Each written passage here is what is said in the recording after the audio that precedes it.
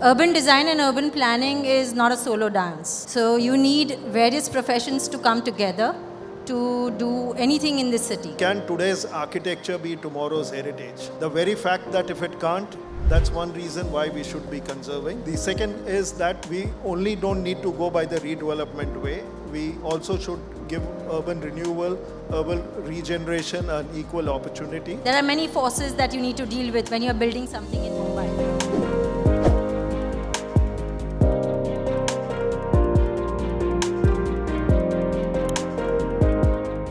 Good afternoon, everyone. Thank you to the Godrej Conscious Collective team for having me here and the opportunity to moderate and collaborate. And thank you for being here post-lunch. Most people run away then. But welcome to Cities in Balance. Just to start with a quote, cities are the greatest invention of humankind, but they're also the greatest threat to our planet's biodiversity, as aptly said by Jane Goodall recently on her visit to Mumbai. I'm just going to share some statistics and some level setting before I engage with our panelists who actually have presentations to share, which they will use to introduce their practice and more about them. We stand at a critical junction in human history where urbanization is reshaping our world in unprecedented ways. According to UN Habitat, 6 out of 10 people in the world are expected to reside in urban areas by 2030. This global shift towards urban living underscores the importance of our discussion today. As most of you already know, that India is the most populous nation in the world with almost 1.5 billion people, a young nation with 24% under the age of 14. The Viksit Bharat 2047 vision unveiled by PM Modi sets ambitious goals for India. As we look towards the future, it's crucial to align our local aspirations with the national vision. India is on track to become the third largest economy in the world, with a GDP crossing $5 trillion in near terms, and an aspiration to reach 30 trillion by 2047. The visions for urban centers, according to Niti Aayog report, is a transit-oriented development plans across 14 cities, addressing housing needs for 1 crore urban poor and middle-class families, developing efficient, transparent rental housing markets, promoting water supply, sewage treatment, and solid waste management projects for over 100 cities. Mumbai, the maximum city, is poised to play a pivotal role in this realizing the Viksit Bharat mission, not just as the financial capital, but Mumbai stands as a beacon of creativity and innovation. Consider these facts stated by the Maharashtra government and Niti Aayog report. Mumbai metropolitan region's current population is estimated at 22 million, with a GDP of 140 billion USD, plans to reach 300 by 2030, and 1.5 trillion by 2047. Today, it employs 10 million people with a per capita income of $5,248. I mean, this is just a comparison of stats of India, the globe, and also Mumbai. But what is interesting for this conversation is globally there are 1,223 UNESCO World Heritage Sites. India has 40.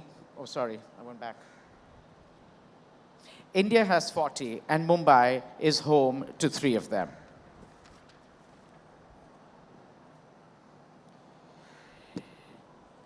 Mumbai's 50 billion infrastructure transformation, including metro rail projects and trans-harbour links, is reshaping the city. However, rapid development often threatens the historic neighborhoods and structures. Plans to develop 2.2 million slum households by 2030 presents both opportunities and risks for neighborhoods. As Mumbai's landscape evolves, preserving conservation and sustainable urban development becomes even more important. This session will explore how we can preserve our architectural heritage while adapting to the needs of urban landscapes, striking the balance between innovation and preservation. Our panelists bring a wealth of experience, insights, and practical solutions to this challenge. We have conservation architect Vikas Dilawari, founder, plural, and co-author 6 Metros, Oormi Kapadia. To begin, I'm going to ask Vikas to share his thoughts on a presentation on how conservation can catalyze urban sustainability, followed by Urmi, who will present her perspectives on integrating sustainable urban design and sustainable urban design through the city, along with addressing socio-cultural needs. Following which, I'm going to be delighted to be in dialogue with them and to explore their ideas further that they have outlined. Vikas, the stage is all yours. Thank you. Thank you, Asad. It's a pleasure to speak about conservation and sustainable development in the city of redevelopment, and it gives me a good opportunity, thanks to Conscious Collective.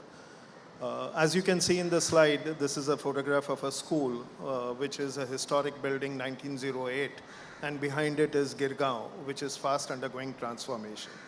So we are really concerned with the cities which are undergoing transformation. Every city, and especially Mumbai, was considered to be one of the finest cities east of Suez in the late 19th century and early 20th century. And when you talk of cities, it's not just the public building, it's basically the grain which makes the city. And you can see in the slides how the grain, which is very uniform. But unfortunately, because of the Rent Control Act, the grain is changing. And you can see the ordinary buildings which are circled down on your left screen. And they are becoming landmarks, and the landmarks are becoming dwarfed. And that's a matter of concern because it alters the city. These are two slides. One slide is from the Guggenheim Lab people when they visited Mumbai in 2012, the first left corner. And what you see is the map of Mumbai with yellow is the built structure, and with white is the built structure, and the yellow is what the densities are likely to be. Now this was 12 years ago, and on bottom right or the main slide is the cluster redevelopment, which is the new modus of redevelopment which is coming in, and you can see that it is essential to have good proper housing, but the question is whether this is the only desirable model. Now what happens is that when we talk of the grain, these are the building which constitutes the grain, which is simple, unloved, ignored, unprotected, affordable housing. But as I mentioned to you, the rent control has frozen everything. So these buildings can't be looked after, and they are the ones which get pulled down. So with help of various case studies, I just want to show you how conservation can work. This is one building which I got a chance to work in 2007, which is Hira Bagh, which is located in Bhuleshwar. It's a very dense area, and this was designed to facilitate, to have dharamsala on the top floor, and the shops used to subsidize the activities of dharamsala. But with the rent control, it started getting dilapidated. MADA came in, and you can see the bottom left photograph when redevelopment happens with MADA.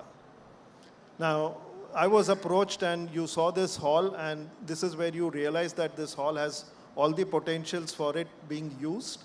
It was located in a very noisy area, so we had to air condition, we had to have double glazing. And this is how we started restoring the hall. We discovered that it had stencil painting on the ceiling, which we restored back very authentically. And you'll be surprised that this hall is now used extensively with the giving of present amenities, which is air conditioning, proper lighting. This is now a venue which is sought after. There are Bollywood shoots which happens, and it is generating money. So it is easily possible that conservation also can be a money generator. The other example is the unloved building. So I was offered a free hand. Either you repair this building or you reconstruct or redevelop it. I opted for going for repairing it. So this is a group of 5 buildings very close to Bombay Central Station. Nothing very conspicuous about these. But the idea is that if you don't conserve them, this is where you land up. So this one particular slide, the first one shows you how it was designed. The second right slide is what it exists now. And if I don't conserve these 5 buildings, then what you'll see is the bottom left as what you see. And this is a matter of concern. So I was fortunate you got an opportunity, you conserved one building, then the other 4 buildings came on its way. And similarly, there were 5 more buildings in another complex, which is called the Lal Chimney complex. So we had to shift the people, we had to repair it completely. We revived lost arts, the details and ornamentations which had been this thing. We reintroduced them back, and this is how you can conserve the normal original fabric. So these are some examples to show. Normally there's a misconception that conservation is very expensive, but this is the statistics to share with you. In 2012, when we were repairing the building, it just costed us 863 rupees to conserve it completely. If we had to do 50% of the repairs with exteriors and interiors, it was 500. And if it was just the facade, it was just 230 to 300 rupees. So conservation is not expensive. It gives instant affordable housing. People don't get dishoused. They have the association with that place. And it's not a load to the infrastructure. Last couple of slides just to show you, apart from residential building, it's the commercial buildings which are located in Fort area. They don't undergo redevelopment, but if you can refurbish them well, which is the case with Modi Building 2, which you can see on your left, you get a new building with a new lease of life. You provided a water tank, you provided lifts and toilets within that, and this is generating more rent and revenue for them. Similarly, the building on the right is Commissariat building, which was declared unsafe.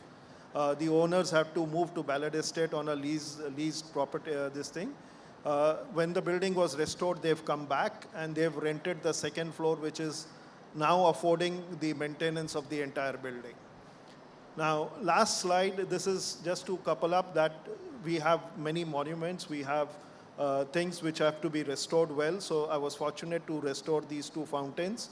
One was with Kalagoda Association, which is Mulji Jetha Fountain. And once it starts becoming functional, you find gentrification automatically happening. So it was the plaza, which was just like a dumping ground, and you can see it's converted into a proper area. And the last one is Flora Fountain, which was where people just you had a lot of green area, but when we removed the green, created a plaza, the appreciation space has increased. It serves as a plaza, people appreciate, stand, and this thing. So these are small projects to show you that conservation can work and should be given an opportunity. To end with, I have 1 or 2 major questions to pose. That can today's architecture be tomorrow's heritage? The very fact that if it can't, that's one reason why we should be conserving. The second is that we only don't need to go by the redevelopment way. We also should give urban renewal, urban regeneration an equal opportunity. And the third is the least bad compromise to repair these buildings, make them functional, and which will not alter and which will not load the infrastructure which the city can't cope up. Thank you.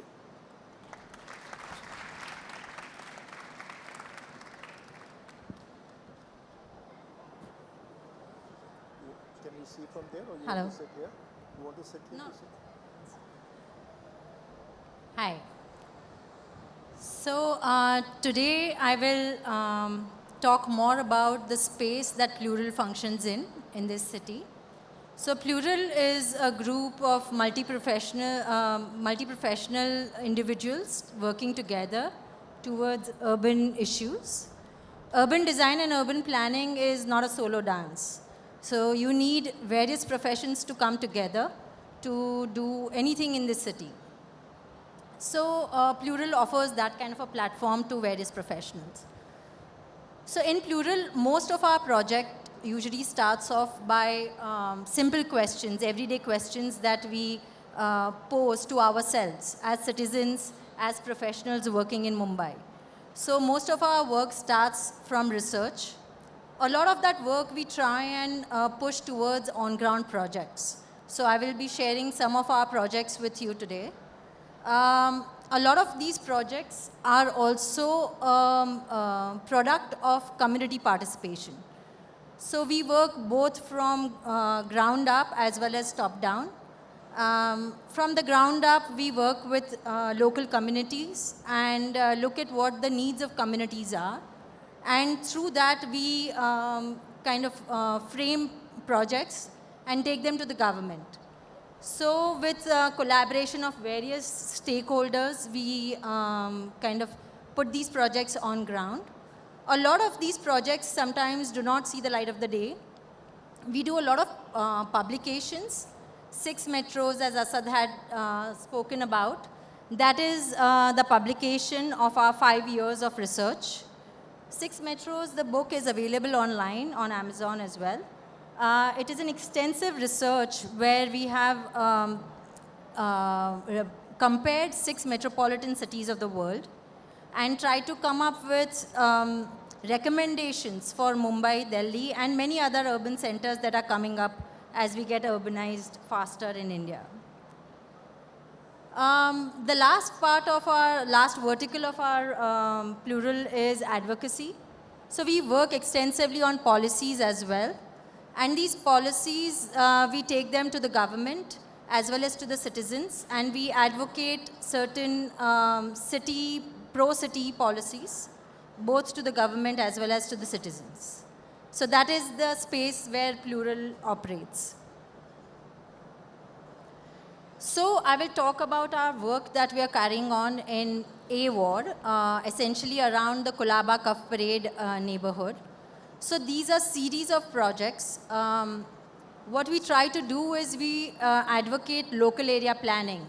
Currently, within the system of urban design and urban planning, that local area planning does not function within Mumbai. So we start our research from local area planning point of view, and this is one of the examples.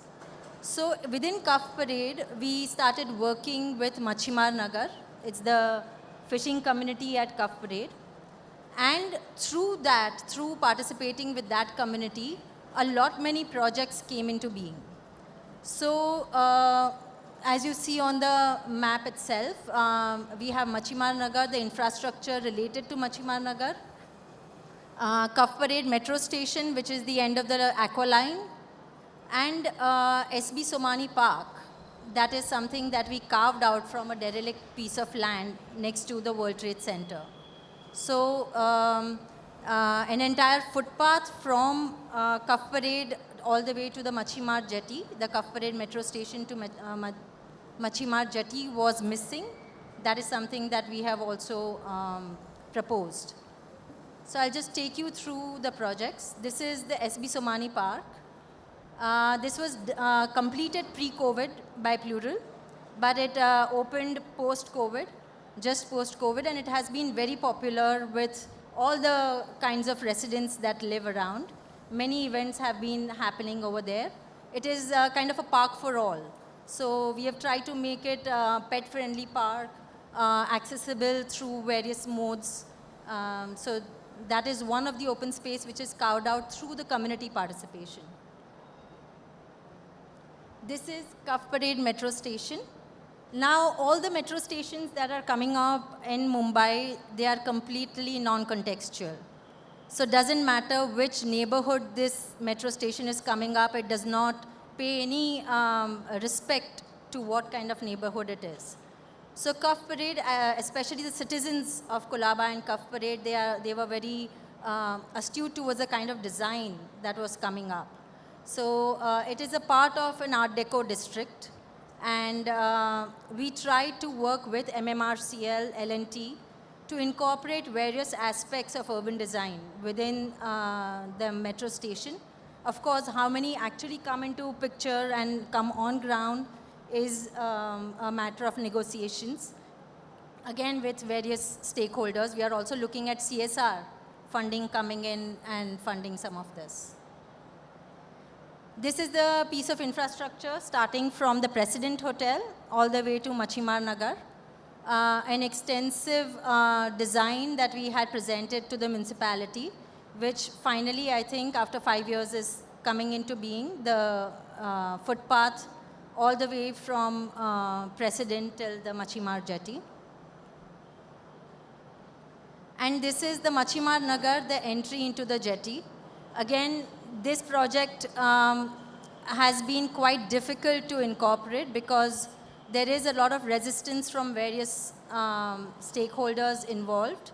So we have tried to involve all the demands that are there, but there are many forces that you need to deal with when you are building something in Mumbai. So this is something, a learning curve for us as well. But whatever small wins we get, we will take them. In terms of research and publications, we deal with various issues which are specific to Mumbai. So CEST building in Mumbai, these are the rent control buildings that even Vikas spoke about. We have mapped these CEST buildings and what is the future of these CEST buildings from the policy point of view is what we have researched in detail. Currently, we are working on rental housing in Mumbai. So renting realities in Mumbai is something that we are working on, and we soon have a roundtable conference of the stakeholders in Mumbai. This is the 6 Metros book. It is an extensive collection of data. Data is so important in urban design and urban planning, and it is very difficult to actually get data which is collated at one place. So 6 Metros also aims to do that. We have extensive data for whoever is doing research, as well as analysis of that data. And we also get into the planning frameworks. This is urban design and planning. Reinventing Dharavi is the place where Plural started its journey. In 2014, there was an international competition floated for reinventing Dharavi. We had proposed a very different model than what is being proposed today. And now that there is a proposal on the plate, we again revisited our proposal itself, and we have been working on that.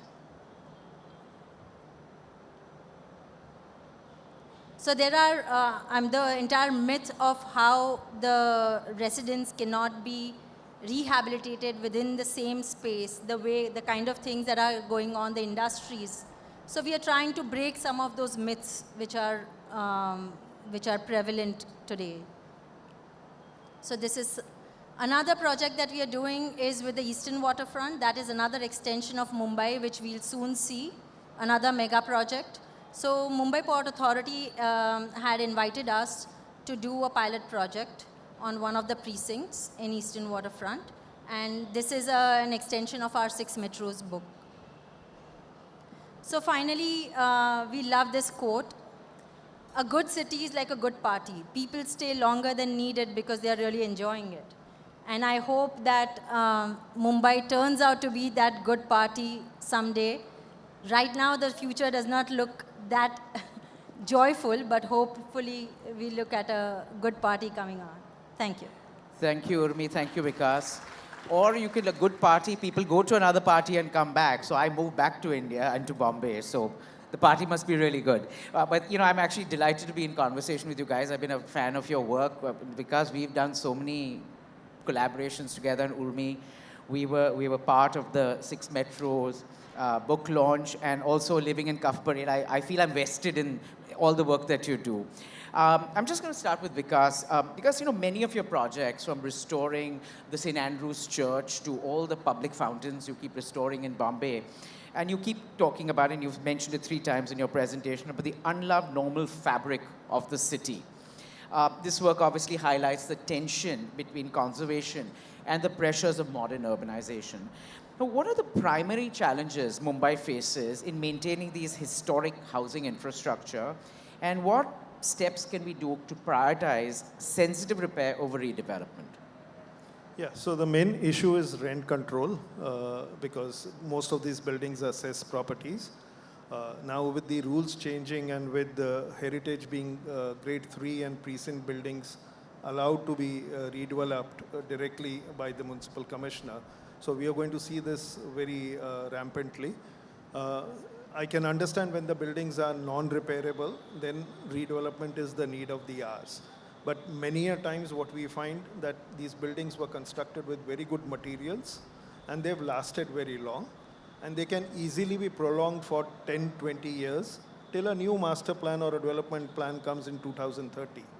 So if minimum amount of money is given. We have something called a repair board. But what repair board does is something quite reverse. It removes the wood, puts the steel, and we are so close to the coast. So in 5 years, what was repaired becomes non-repairable, and then it gets pulled down. So if you don't have the greed, I think the larger question is that tenants want to become owners, because when a redevelopment happens, that's where. So if government reintroduces rental housing, half your problems of the city can be solved, because we don't need to go 30 kilometers to New Bombay or Mira Road or for affordable housing. It can be provided within the city. Just now on DN Road, I was just driving past the other day, and all the buildings, because obviously the metro is being constructed underneath it, have these metal, including Commissariat House. These are temporary, or are they permanent? Well, they say when since I was working on Jane Pettit Library, it has it. They say that the metro work is over, but when we make it functional, we'll remove it then. But so far, they haven't removed it. It was done for additional propping, but they have yet to remove. Thank you for that. Oormi, as an urban designer with experience across India and the US, you've observed obviously varying approaches to urban planning. Mumbai's rapid urbanization often sidelines environmental, cultural considerations in favor of economic development. How can urban planning framework be recalibrated to ensure cultural identity and environmental sustainability is intrinsic to our city's growth story? Yeah, so as I said earlier, when we were comparing the 6 metropolitan cities of the world, and we were also digging into the Mumbai's planning history. So Mumbai's DCR, in as early as 1958, an entire team from the municipality had gone to New York. And the entire concept of FAR and TDR, transfer of development rights, was brought from New York to Mumbai. Now, when we got the FSI to Mumbai, we did not look beyond. We just concentrated on FSI as a singular parameter on which our development functions currently. While they did not see that there are many contextual planning districts within New York. So FSI is related to the context that it is being executed in. While here we have a blanket FSI in Mumbai. Now with redevelopment, we are seeing that we have various permutations and combinations of redevelopment where you can just blanket put 4 FSI anywhere you go, without seeing whether the infrastructure is adequate, whether the district is of what nature, is it heritage, is it an old district which, maybe has already consumed 4 FSI. In that case, what do? Do you increase the FSI? So this contextual planning is completely lacking from Mumbai. And we need to break down this, the urban planning to local area zones, because each neighborhood is distinct. It's not the same. So those are the immediate changes in the framework which is required. In fact, the urban developers are incorporating this amenities for livability and talent attraction altars, and to enhance urban life. And you spoke about New York. I remember when I was staying there, Trump was building his towers on the West Side Highway, West Side of New York, and he was forced to build a promenade, forced to build an amphitheater, and other amenities that we would get access to. I mean, here when things are being constructed, I mean, you've very ambitiously outlined that footpath from President Hotel to the Machimar. But in reality, it is not a continuous footpath. I mean, you can't walk. So how can, obviously for a city like Mumbai to ease even quality of life, pedestrian infrastructure, how do we ensure that that is included in what we do in our new construction? So I think it will be an eye-opener for a lot of people that we do not have planning division within municipality. So we don't, at ward level, there is no design, there is no planning that is being done. So when you are trying to design a footpath, the kind of drawings that you give them, they are finally taken by the municipality and the engineers execute them without any relation to the infrastructure that is going on. So there are many pipelines, there are many electrical conduits that run below. So all these, there needs to be a central planning division which coordinates with various departments within municipality and actually executes which is envisioned, which is designed on ground. So there is a big disconnect between whoever is designing, whoever is envisioning, and whatever is being executed on ground. So there are many gaps. I mean, we can have an entire conversation on what are the gaps in the framework which need to be filled. But the main point is to have decentralization of planning within Mumbai as much as possible. So that is the key. I'm going to come back to you about communities because there's something I want to ask you. Because, adaptive reuse preserves the cultural essence of a heritage district and meets modern needs. You work at the Patiala House, you showed the Commissariat building, which I think is a beautiful building. But however, in all these projects, talk to us about a critical urban challenge that you've also solved, besides restoring heritage, whether it's community engagement or these Parsi bags. There are different ways of living. When people are used to living like this and you put them living like this, it's a bit of a change. So has some of your conservation efforts addressed societal or community efforts? Yes. The interesting bit is that many of these buildings are 70, 80 years old. So there are people who've been born there, but of course their kids and children have migrated and they're abroad. But they have the bonding with that place and they have been enjoying it, as you said, the alley, people keep their doors open, that kind of sense of community is all there. If it undergoes redevelopment, it will completely change, which they are aware. At least in this case of the Parsi buildings, there was not the great need for expanding or having extra spaces. So it's basically just 2 or 3 people in the house, and so they were comfortable, and they had the toilets within the flats. They were not chawls really that scale. So they were very happy, and they were really glad, and it hats off to Mr. Manchikama, late Mr. Manchikama, who encouraged the repairs of these, about 15 buildings which we did. And it proves a point that these can be prolonged and they can be easily be livable. They didn't burden any of the tenants, so which was another remarkable thing. But having said, if you have the community participating, it is much better. In this case, yes, we did have the meetings. There were issues regarding box grills and other things which doesn't look very well with the historic building, so we had to come around with solutions. Sometimes we compromised also. Thank you for that. So coming back to what you were saying earlier about and to add to it, community engagement, you said, we don't have planning departments within the BMC. How important is, citizen active groups? I know in Cuff Parade, we have the Cuff Paradians and the society. How important are they in helping change policy and getting things done right? I think very important. So, unfortunately, the groups are very few. We do have provision for ward committees where the citizens can participate within the workings of the ward. But even those are purely in terms of an advisory capacity. So, groups like ACCPR that we worked with, many other citizen groups that take active interest, they are the ones who can actually force the authorities to change certain laws within the neighborhood.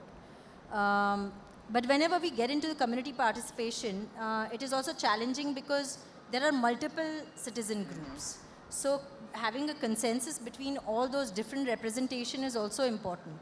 So that's why if there was any kind of a system in place where you have representation on a formal panel, then it would be much easier and systematic way of incorporating their insights into the planning. Here it is more of whoever speaks louder will get their voice heard. Right. So, Vikas, you mentioned the Rent Control Act. I mean, we all see that in all the old buildings.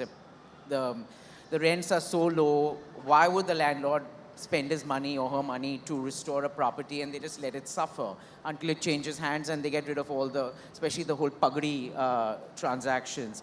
So what kind of policy reforms, where are we on the rent control? Because there's always this There's also the controller land, then there's the rent policy. Where are we on that? Because there were rumors that it's going to be reinstalled. Interestingly, there was a central government notification from the housing department for all the states to relook at their rent control. They did try to work it out to modify the rent control, but all the opposition and the ruling party decided to scrape it because it happens to be the vote banks. Given that scenario, and if this is not going to be affected, the only good thing is that if you have a turnover of more than 1 crore, then you have to pay the market rent. And that's how we could manage to restore the Esplanade House where, the old tenant was moved out and a new tenant came in who started paying the market rent. So the money gets plowed back into the building. In case of the rent control not being sorted out, there should be a TDR given to repair the buildings, which will be equivalent, which they can, if they are undergoing redevelopment, that much can be deducted later on. So you have to come with some alternative solutions, but not just the redevelopment kind of alternative where the FSIs are going to 4 and where it is 4, it is going to 8 and 10. I remember I was trying to rent a property when I just moved here, and they refused to rent it to me because the company I was working for had a paid-up capital of under 1 crore. Now it makes sense because then it goes in favor of the rentee. But Oormi, your writing, you briefly spoke about this renting realities in Mumbai. Tell us about that paper, Yola, in the process of putting. Yeah, so currently not just rent control, but rental housing in Mumbai is limited to leave-in license. Now, leave-in license is based on individual people having multiple homes and putting it on the market. Currently, the demand, as you had shown in the demographics itself, India has 65% of people under 35. So it's a huge population of youth, which is highly skilled and mobile. And there is a huge demand within Mumbai for rental housing. And almost a century, 1999 Maharashtra Rent Control Act, there has not been any policy on rental housing. So people, landlords and developers have been scared in terms of putting rental housing on the market. They're scared that maybe sometime in the future, again, it will come under rent control. So that's why there has not been much of build to rent or rent to own, different kinds of models that we see in various metropolitan cities of the world. Those kind of models are not seen in Mumbai. And what can we do as professional stakeholders to just tweak policies and allow the market maybe to take over, to flood the market with different rental housing? With this construction spree that's going on in Mumbai and so many buildings being constructed, is there a lot of vacant properties that people are afraid to rent and they just keep it closed, hoping it'll go up in value? Yes. There are many vacant homes. So we do not have, many cities have the carrot and stick model. So they incentivize putting of vacant housing on the market. At the same time, they also penalize vacant housing remaining locked. So we do not have that carrot and stick model for vacant housing. At the same time, there are not many benefits for the landlords, even in terms of tax benefits or various other incentives, which can be built into the policies where more and more of this stock which is created can be put for rental. And not just one income bracket, it can be across all income brackets. Wonderful. Thank you for that. Because I'm going to start wrapping up because I know we want to try and take some audience questions. But you said something really interesting as you closed your 3 points. And we had discussed this also. I said, do you believe that today's designs are consciously being developed with the future heritage potential in mind? And can today's architecture be tomorrow's heritage? Do you want to talk about that? Well, I posed this as a question, and I'm posing it back to you. Yeah, I know. I put myself into a very interesting situation. Imagine 1860s when the fort walls were being demolished, which were there from 1720s. If there would have been a heritage committee, they would have said no to it. Okay, but the very fact that these buildings this fort walls got demolished, and you had these Victorian ensemble which has come, which is now the World Heritage Site.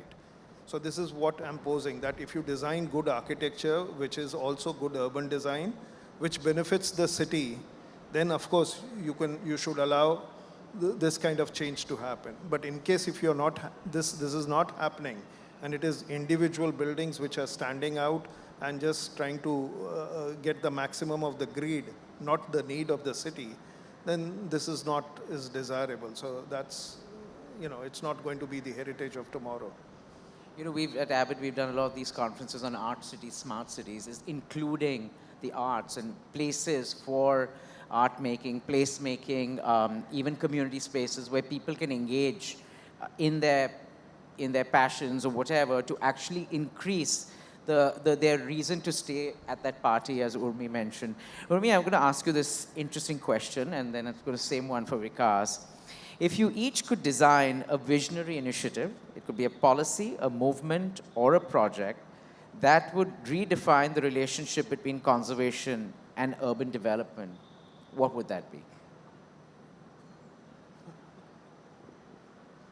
I think first we need to have a visionary for the city. We do not have a visionary or multiple visionaries for the city. So first would be to create a platform for such a visionary to be in place, whether be it a leader at a city level, whether be it representation at ward levels. So this kind of envisioning of your own neighborhood there should be a place for that to happen. And then contextual, as I cannot say this enough, but contextual design by the people who are invested in that place. So that there should be platform for that contextual design to come into place. And currently, as Vikas said, there is only one alternative given. Choose. This is it. Redevelopment. There should be many choices given to a building to decide its own future. Whether it's repair, whether it's restoration, whether it's conservation, whether it's adaptive reuse. And then, if nothing else works, then redevelopment. So there should be enough incentives given for all these different choices and platforms given for all these different choices if Mumbai wants to decide what it wants to save and what it wants to change. So that is something that Mumbai has to decide. Thank you for that. Vikas? Yeah, similarly, a good vision is required. And if you can see, when Bartle Frere came in, he transformed the city from an organically growing city to the finest city east of Suez. So that was because the city needed this kind of things. What we tend to do is we forget the needs of the city, and that's where the main problem. Second, most of our buildings which we've inherited, which are heritage of today, are buildings which have come through competitions. That's something which is totally missing. So we should have brainstorming, and we should have good competitions. We should have good urban design, because even if the architecture is mediocre, but if it is good urban design, it's a saving grace still. It would be bad if I didn't talk about the Royal Opera House. I mean, that's a perfect poster child. A building that was shut for 25 years, being restored. But it's, again, the reason it could be done was it was a privately owned, privately funded initiative. But not only, you mentioned this, restoration also brings in money. It brings in supports for the Opera House, it supports the creative economy, it supports the artists, it regenerates the neighborhood. Buildings are getting painted across the road. The chai wala and the cigarette wala make more money also because of that. That said, before I do the wrap up, do you have any questions? And are there mics?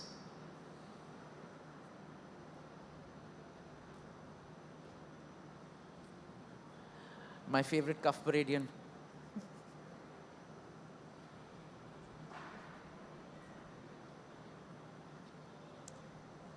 Hello to everybody. As we are noticing in Cuff Parade, the metro project is going on, and there is no consideration for the area which is near the metro station. And we all citizens are struggling. What will happen? We are trying to find about the landscaping and even traffic, everything. So what I feel that we as citizens don't have that much voice. If you all architects meet, we can arrange for this meeting and, approach Question. So this is what let's have a meeting with MMCR, because alone we can't fight and it's very slow, and we are quite desperate now. Anything to that? Just one last question, Rohit, you want to ask, since you gave your mic? Last one. I was not allowed, but you are all allowed me, thank you. No, so I have one question for Oormi, one question for Vikas. So, just one question for each.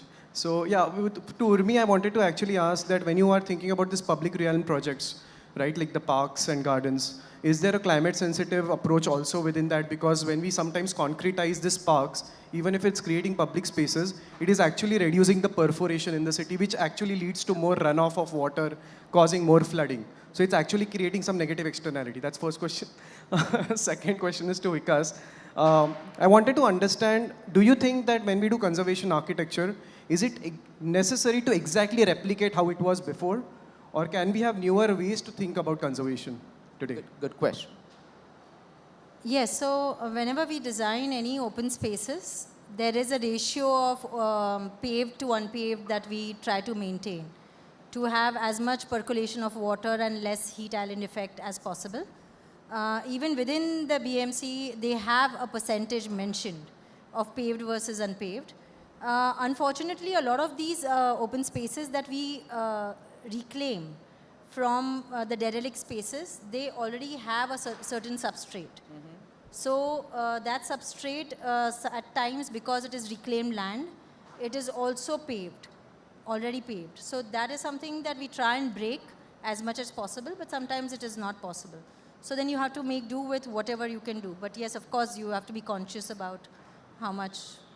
Yeah, so very interesting question. It all depends upon the grade of the building. Suppose if you're dealing with a very, like a monument or a grade 1 building, then you have to respect it to the same this thing. But if you're dealing with a precinct or a grade 3, you're allowed flexibility. Conservation is a larger umbrella where different approaches can work. Restoration is one of that, which is authentic. But apart from that, adaptive reuse, extensions, additions, all these are allowed. So it is all very contextual depending upon how it helps and benefits the building and the area to improve upon. Thank you for that. I'm just going to do a quick rapid fire with you all to wrap it up. So, Vikas, heritage conservation, government-led or community-driven? Quick. Sorry. Heritage conservation, government-led or community-driven? Community-driven. Wonderful. Oormi, urban renewal, focus on historic neighborhoods or large-scale city zones? Historic neighborhoods or? Large-scale city zones. Of course, neighborhoods. Not just historic, neighborhoods. Future of Mumbai, vertical high-rises or low-density sprawl? Me? Both, come on. I wish it was low density, but it will go the other way out. I think sensitive high-density zones. And Mumbai's identity, preserving of heritage or embracing modernity, or both?